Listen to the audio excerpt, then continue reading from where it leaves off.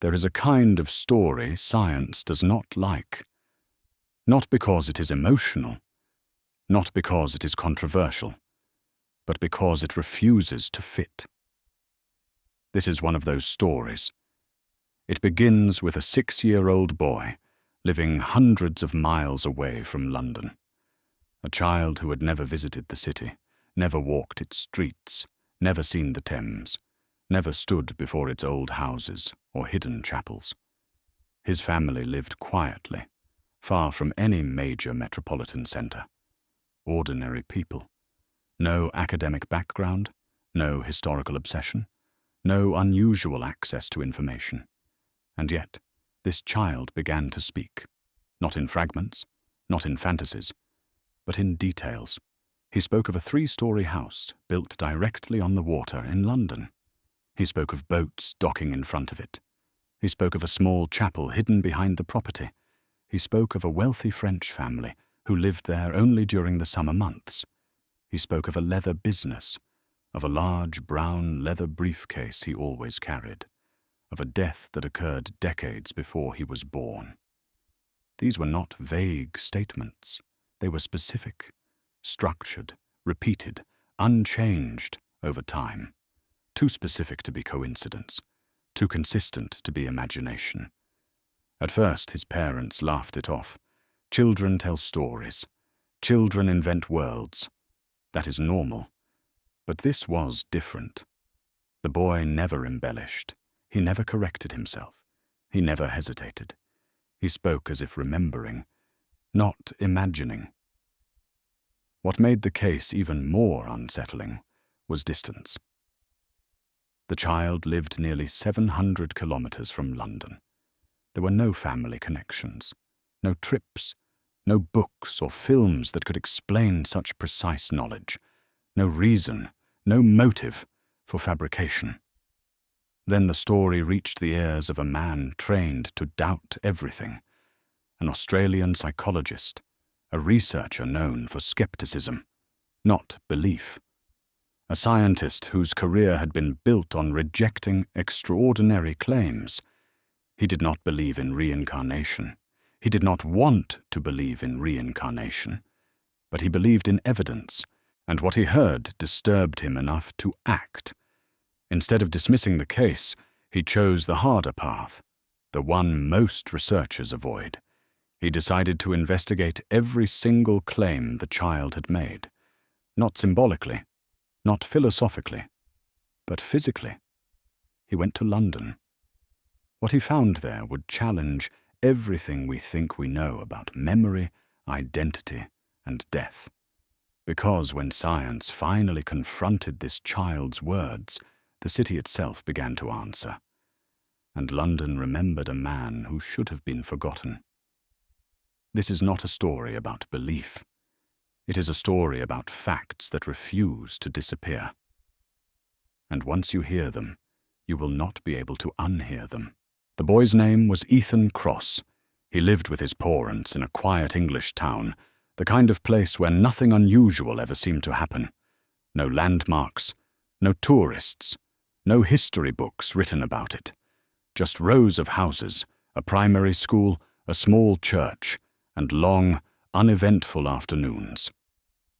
Ethan was 6 years old when his parents began to realize that something about him was different. Not in the way children are usually different. He was not unusually withdrawn. He was not hyperactive.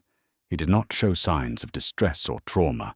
In fact, he was calm, observant, thoughtful, too thoughtful. It began when he was just over 2 years old. At first it sounded like imagination. Simple statements, spoken casually, often while playing alone or drawing. I used to live by the water. I had a house with boats in front. His parents smiled. Children create stories. That is what they do. But then the statements changed. I only lived there in the summer. There was a chapel behind my house. I carried my work with me in a leather case. The tone was never dramatic. Ethan did not seek attention.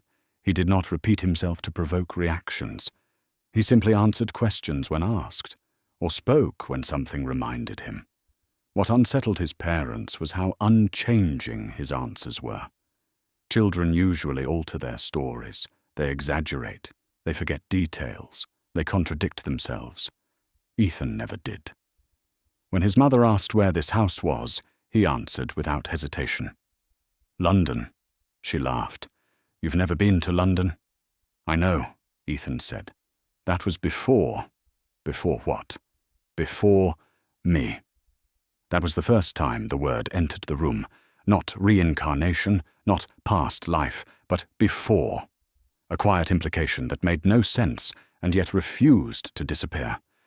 Over the months, the details multiplied. Ethan described a 3-story house built directly on the water. He said small boats tied up in front of it. He mentioned a famous woman who lived next door, someone known across the country. He said his family name then had been French. He said his wife and children had French names too. Most disturbing of all, he spoke about death, not fearfully, not emotionally, simply as a fact. "I died a long time ago," he said once, while eating breakfast. "Before I was born." His parents stopped smiling. They asked careful questions, never leading, never suggesting. Each time, Ethan answered the same way. Same words, same order, same certainty. They searched for explanations. Had he heard something on television? From neighbors? From books? There was nothing. No trips to London. No French relatives. No historical interests in the household. The more they listened, the clearer it became. Ethan was not inventing a story. He was recalling one.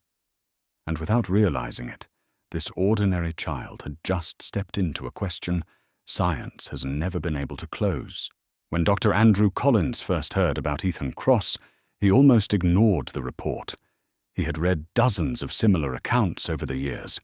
Children claiming memories that did not belong to them, stories shaped by suggestion, coincidence, or misinterpretation. Most collapsed under minimal scrutiny. This one, he assumed, would be no different. Dr. Collins was a psychologist trained in experimental methodology, not metaphysics. He specialized in memory formation, false recall, and cognitive development. He had built his reputation on skepticism. Extraordinary claims, in his view, demanded extraordinary restraint. Still, something about this case refused to disappear. The report did not come from enthusiasts or spiritual groups. It came from a regional pediatrician who had noticed something unusual. The child's statements were consistent over time. No embellishment, no escalation, no emotional reinforcement. That alone was enough to justify a visit. Dr. Collins arrived at the Kross family's home on a grey afternoon. No cameras, no media, no assumptions. He brought only a notebook, a voice recorder, and a translator. Not because Ethan spoke another language, but to ensure every word was captured precisely, without interpretation. He expected a shy child. Instead, he met a calm one. Ethan did not appear nervous. He did not look for approval. He did not ask questions. He simply sat and waited. Dr. Collins began carefully. "What do you remember about the house?" Ethan answered immediately. It was 3 floors. It stood on the water.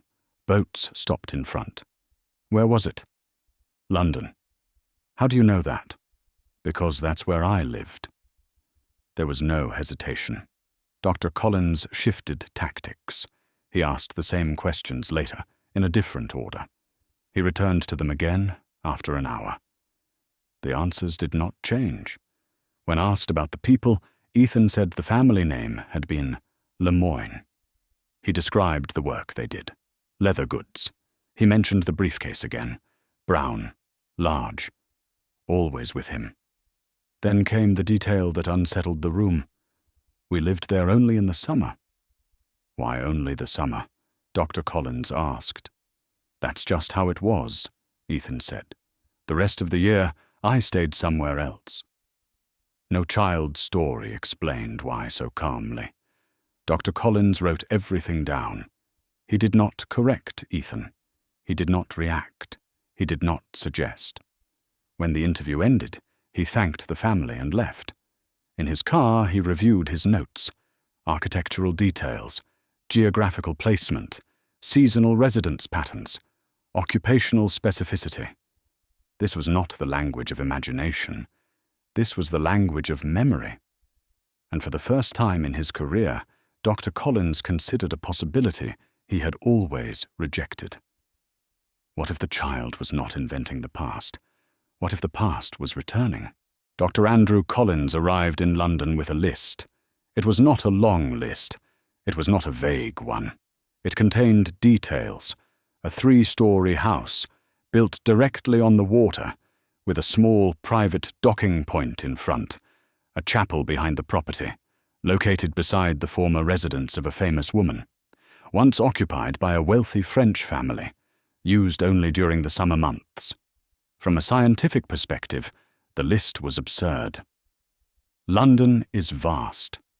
Millions of buildings, centuries of architectural change, wars, redevelopment, demolitions, entire neighborhoods erased and rebuilt. The probability of finding a specific house, described by a 6-year-old who had never visited the city, was effectively zero. And yet, Collins began anyway. He did not search randomly. He followed the only solid lead Ethan had given him: the famous neighbor. Ethan had described her clearly, not by name at first, but by status. A woman widely known across the country, public, influential. Later forced to leave the United Kingdom due to legal trouble, Collins spent days in archives, old newspapers, and property records.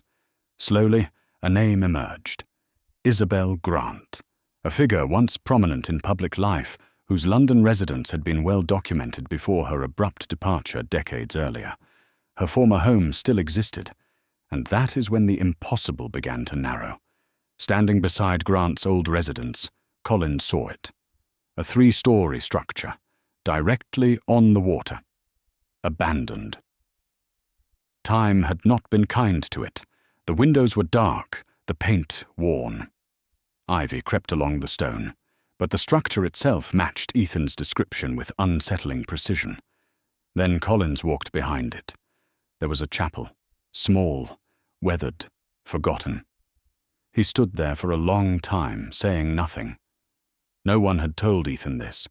No record mentioned the chapel prominently. No tourist guide pointed it out. And yet, the child had described it without hesitation. Collins documented everything: photographs, measurements, notes. He verified property boundaries. He confirmed that boats could once dock directly in front of the house.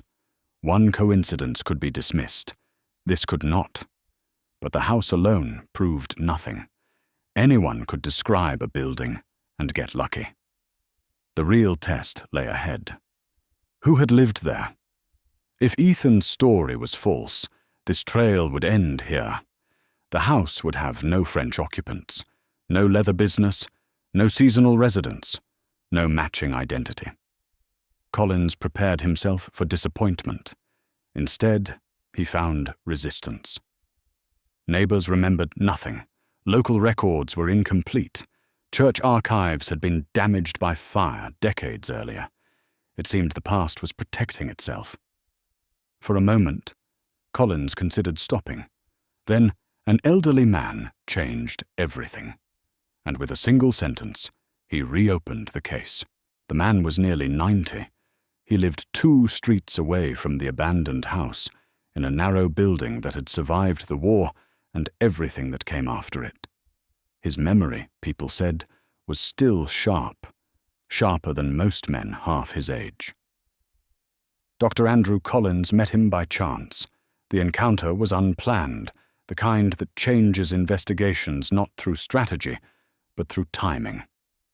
Collins had been asking questions in the neighborhood for days, receiving only polite shrugs and uncertain answers.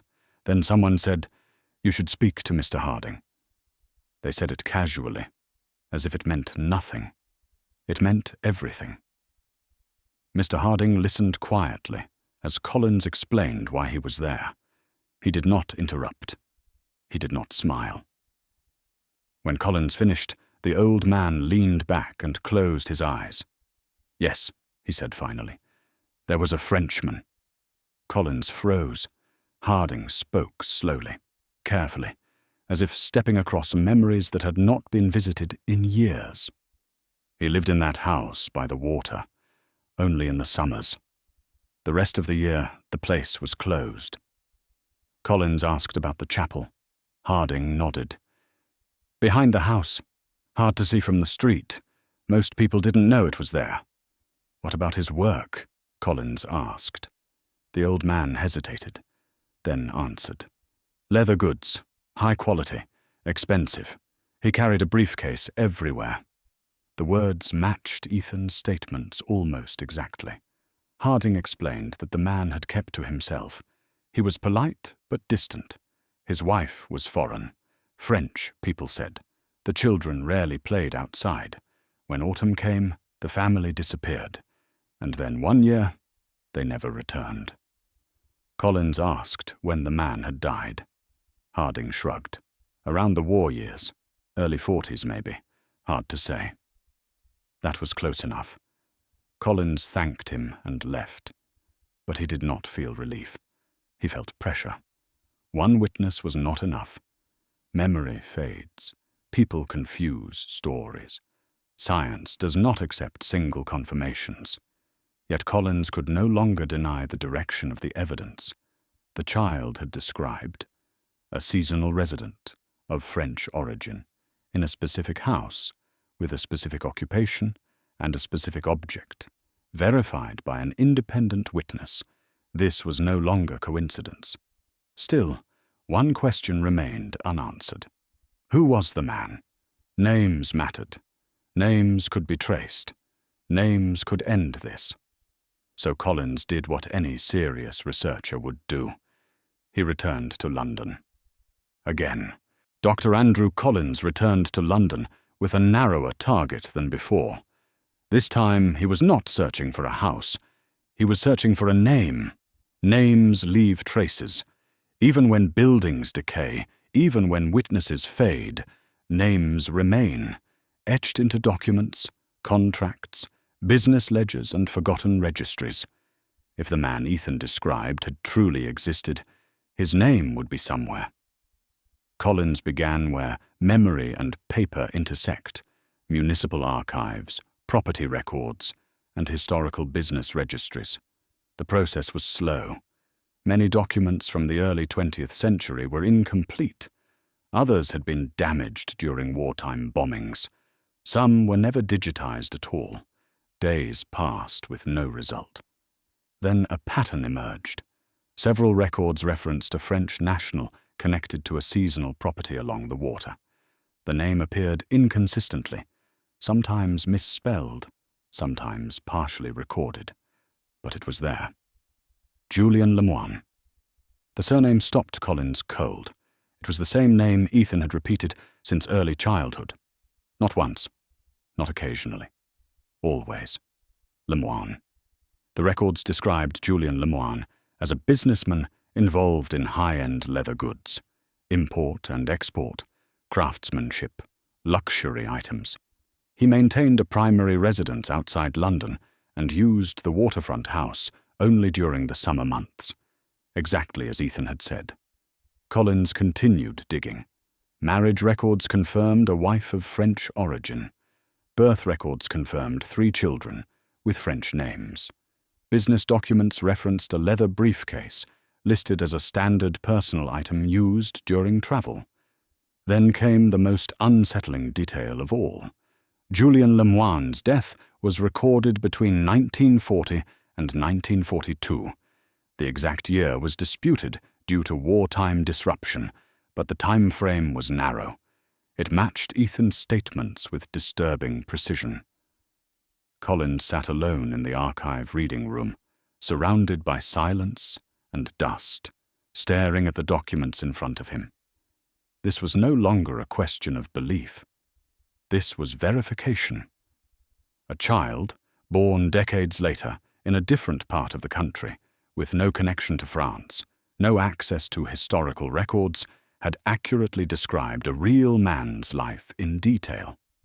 Architecture, occupation, lifestyle, seasonal patterns, family structure, approximate death period, all correct. Collins felt something he had never felt in his professional life: discomfort. Not fear, but the collapse of certainty. If Ethan had not learned this information normally, then the implications were unavoidable. Either the human mind was capable of something science had not yet mapped, or memory itself was not confined to a single lifetime. There was still one claim left to examine. The strangest one. Ethan had said the man had been known by a specific nickname, a term from an older language, meaning a good man. If that too proved accurate, the case would cross a line science rarely approaches. Collins closed the folder. The investigation was not finished. It was just becoming impossible to ignore. Among all of Ethan Cross's statements, one detail had always stood apart. It was not architectural, not geographic, not even biographical. It was linguistic. Ethan had said that the man he once was had been known by a specific name, not his given name, not his family name, but a term of respect. A word, he explained, that meant a good man. When Dr. Andrew Collins first heard this, he dismissed it quietly. Children invent nicknames. They attach meanings where none exist. Language is flexible in imagination. But now, after the house, after the witnesses, after the records, this claim demanded the same scrutiny as all the others. Collins returned to the archives, this time not searching for people, but for language. He consulted linguistic historians, cultural records, old community documents tied to French expatriates living in London during the early 20th century. What he found surprised him. The term Ethan had used was real. It was an obsolete expression, rarely spoken even among modern French speakers. It belonged to a specific regional dialect, used within small, close-knit communities to describe someone respected for integrity and fairness. Not a title, not an honorific, a reputation. The phrase had fallen out of use long before Ethan was born. It did not appear in children's books. It did not appear in modern media. It did not appear in common education. Yet Ethan had used it correctly, not only in pronunciation, but in context. Collins tried to trace any possible exposure: language classes, media, family background. Nothing connected Ethan to that linguistic world. His parents did not speak French. No relatives did. There were no books in the home that referenced it. The probability of random discovery collapsed to near zero. Collins documented everything. This was no longer about one detail being correct. It was about layers of correctness, stacked independently, each reinforcing the other. A child knew. A forgotten house. A forgotten man. A forgotten business. A forgotten lifestyle. And now, a forgotten word. At this point, Collins faced a professional reckoning. Either he accepted that something unprecedented was occurring, or he rejected the evidence outright and abandoned his own methodology. He chose neither. Instead, he did what science demands in moments of discomfort. He expanded the investigation. If this was truly a case of reincarnation, it would not exist in isolation. It would share patterns with other documented cases around the world. And if those patterns aligned, then the implications would be far greater than one child in England. Dr. Andrew Collins had reached a point where denial was no longer useful. The question was no longer whether Ethan Cross's statements were accurate. That much had been demonstrated repeatedly. The real question was why this case looked so familiar. Because it did. Not in content, but in structure. Collins began comparing Ethan's case to hundreds of others documented over decades by researchers around the world. Different cultures, different religions, different belief systems. Yet the same pattern appeared again and again. First, age. Children who report memories of a previous life almost always begin speaking between the ages of 2 and 5. Ethan was no exception. His first statements emerged just after his 2nd birthday, before formal education, before social conditioning, before a child learns what answers are acceptable. Second, distance. In the strongest cases, the previous life is usually geographically distant from the child's current home. Not just another neighborhood, but another city, another region, sometimes another country. Ethan lived nearly 700 kilometers from London, far enough to rule out casual exposure or local transmission of information. Third, specificity. The children do not say, "I was someone important." They say, "I lived in a 3-story house by the water." They do not say, "I worked." They say, "I sold leather goods and carried a brown briefcase." Verifiable details. Fourth, consistency over time. Fantasy evolves, memory does not. Ethan never changed his story. Over years, through repeated questioning, under varying emotional conditions, the facts remained fixed. He did not embellish. He did not adapt. He did not retreat. Fifth, lack of motivation. In nearly all strong cases, the families gain nothing. Often, they lose social comfort. Ethan's parents did not promote his statements. They were cautious, even uncomfortable. There were no books to sell, no interviews sought, no benefit gained. Finally, investigative rigor. Most claimed cases of reincarnation collapse under scrutiny because they lack documentation. Ethan's case did the opposite. The more Collins investigated, the stronger it became. Independent witnesses, archival confirmation, linguistic validation, historical alignment. Ethan's case fit the global pattern too perfectly.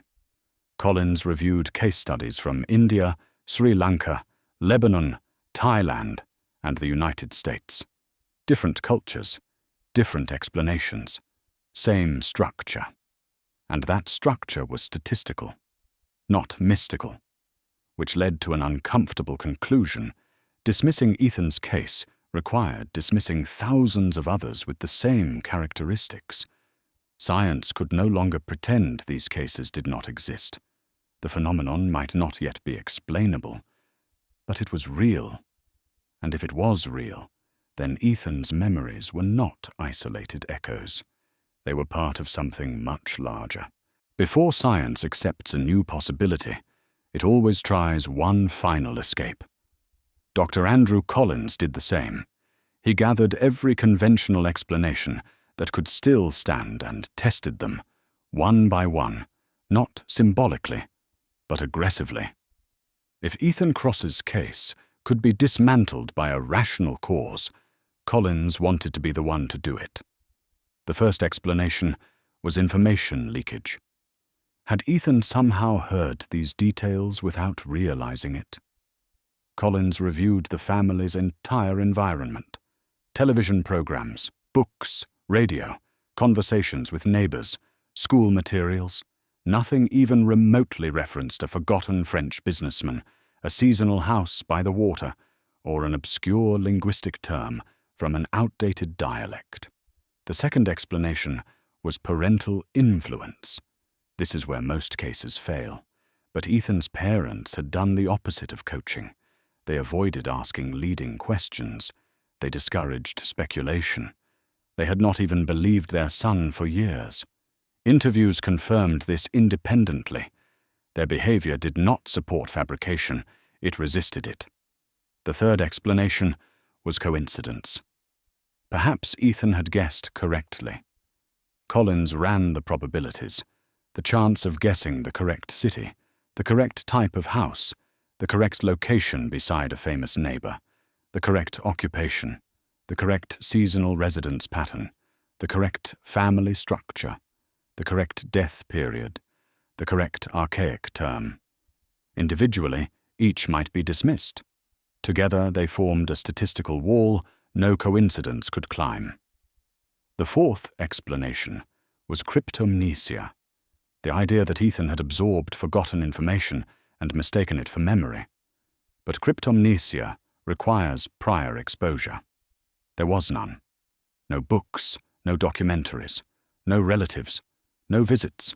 The last explanation was psychological pathology. Collins subjected Ethan to standard psychological evaluations. The results showed normal development, no dissociation, no delusions, no fantasy-prone personality, no signs of trauma. In fact, Ethan scored unusually high in emotional regulation. He was stable, which left Collins with nothing, no explanation that fit the evidence. Science had reached a dead end, not because it lacked intelligence, but because it lacked tools. Collins documented his conclusions carefully. He did not claim proof of reincarnation. He did not propose metaphysical mechanisms. He did not speculate beyond the data. He wrote only what could be defended. This case cannot be explained by any currently known psychological, social, or environmental process. That sentence would change his career, and it would provoke a reaction he had not anticipated. When Dr. Andrew Collins submitted his findings, he did not expect applause, but he did not expect resistance either. At first, the response from the academic community was cautious. Editors requested clarifications. Peer reviewers asked for methodological details. Collins provided everything: interview transcripts, archival references, independent confirmations, probability calculations. No one could point to a factual error. That was the problem. The discomfort did not come from what Collins had done wrong, but from what his work implied if it was taken seriously. Some colleagues argued that the case was interesting but inconclusive. Others suggested that Collins was unintentionally amplifying an anomaly that would eventually be explained by a future psychological model. A few were more direct. This kind of research risks legitimizing superstition, one reviewer wrote. Even if the data is correct, the interpretation is dangerous, another warned. Collins responded carefully. He reminded them that he was not proposing belief, only documentation. The role of science, he argued, was not to protect existing explanations, but to confront data honestly, even when it was uncomfortable. Still, the pushback intensified. Conference invitations were withdrawn. Panel discussions became tense. Questions were no longer about Ethan Kross, but about Collins himself, his judgment, his motivations, his objectivity. Yet something unexpected happened. Other researchers began reaching out privately. They shared similar cases they had encountered, but never published. Data that had been quietly shelved.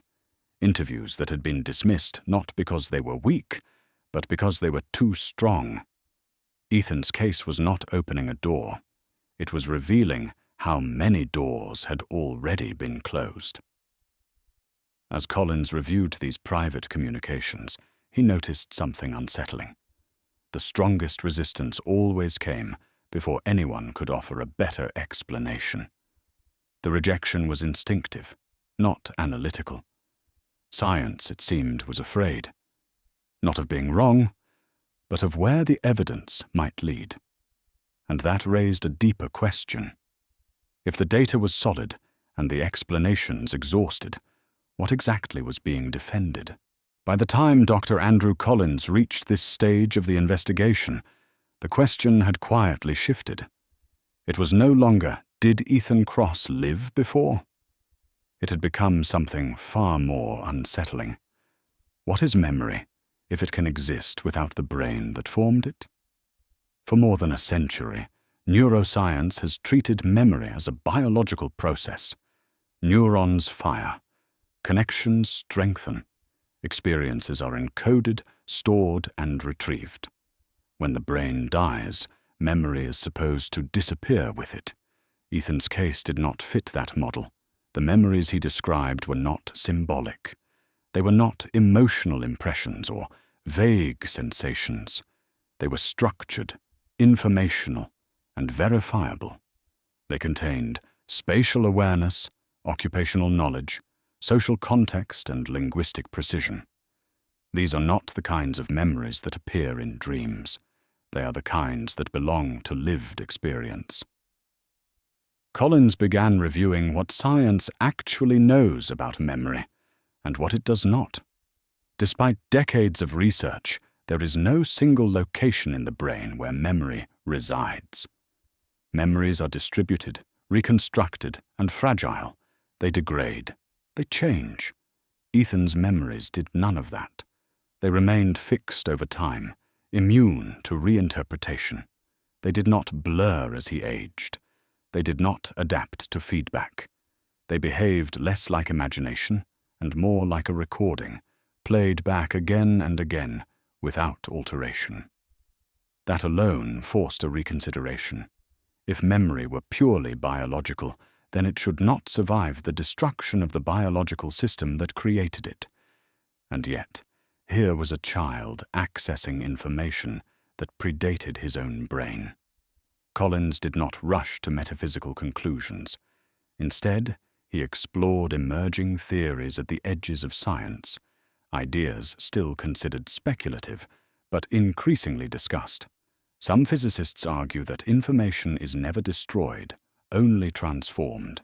In this view, consciousness may not be generated by the brain, but filtered by it, much like a radio receives signals rather than creating them. If that were true, then death might not erase consciousness. It might simply end the transmission through one receiver. Ethan's case did not prove this theory, but it made it harder to dismiss. Collins also noted something else. Ethan never spoke of emotion tied to the previous life. No longing, no grief, no trauma. The memories were informational, not psychological. This suggested that what carried over, if anything, was not personality, but data. That distinction mattered because it implied continuity without identity, a bridge between lives, not a repetition. As Collins prepared his final report, he wrote a sentence he revised more than any other. This case suggests that memory may not be exclusively dependent on neural continuity. He knew what that meant. If memory could outlive the brain, then death was not the end of information. And if that was true, then the human story didn't end where biology said it should. Something changed as Ethan Kross grew older. Not suddenly. Not dramatically. Quietly. Around the age of 7, his statements began to slow.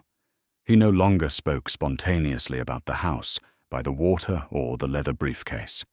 When asked, he could still answer, but with less immediacy, as if the memories were no longer pressing forward on their own. By 9, the details softened. By 11, they rarely surfaced at all. This pattern did not surprise Dr. Andrew Collins. In fact, it matched what researchers had observed in hundreds of similar cases worldwide. Children who report memories of a previous life almost always stop doing so between the ages of 7 and 10. As language develops, social identity strengthens, and the brain becomes more rigidly anchored to the present life, the memories recede, not erased, but inaccessible. Collins followed Ethan's development carefully.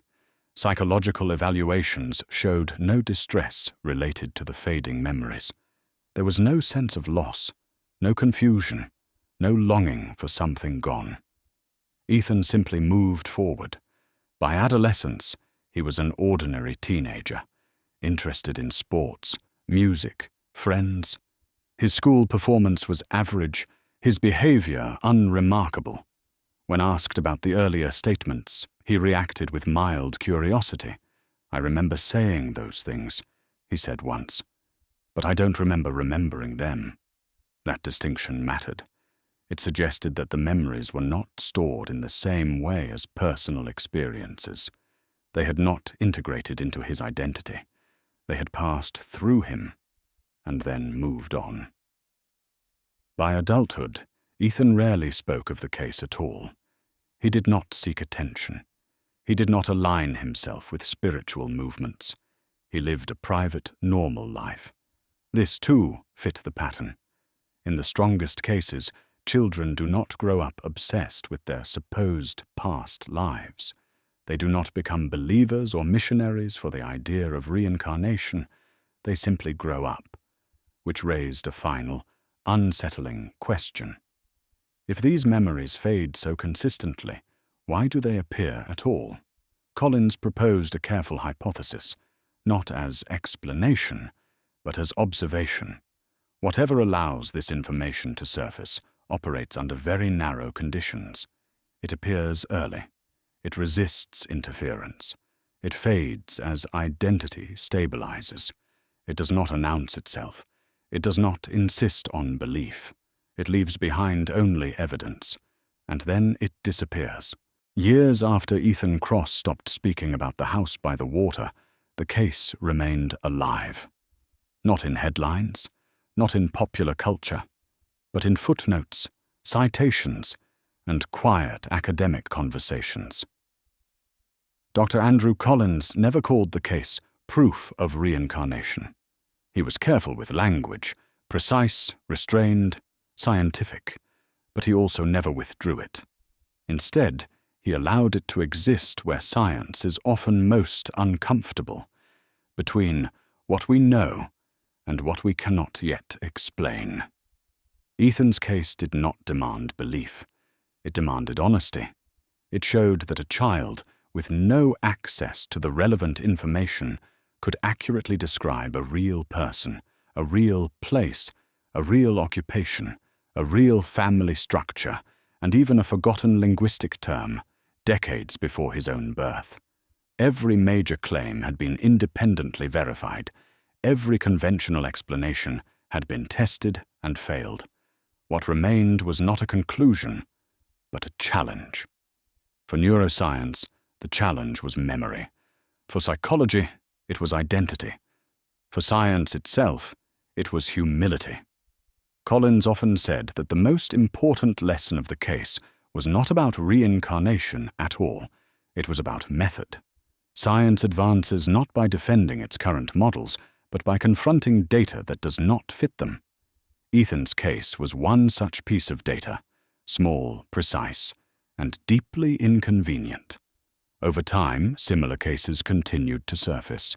Different children, different cultures, same structure, same age range, same fading of memories, same resistance from explanation. Individually, they could be dismissed. Together, they formed a pattern. And patterns are what science is built on. Today, Ethan Kross lives a private life. He does not claim special insight. He does not speak publicly about consciousness or death. To those who know him, he is simply an ordinary man who once said extraordinary things as a child. But for researchers, his childhood words still echo. They remind us that human consciousness may not be as simple or as fragile as we once believed, that memory may not be confined entirely to biology, and that death, as we currently define it, may not be the end of everything that matters. Ethan's story does not tell us what happens after we die.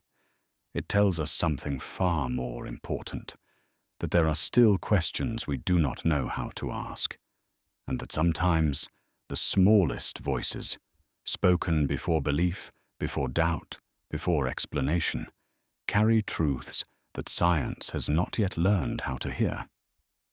This is why the case of Ethan Kross still matters,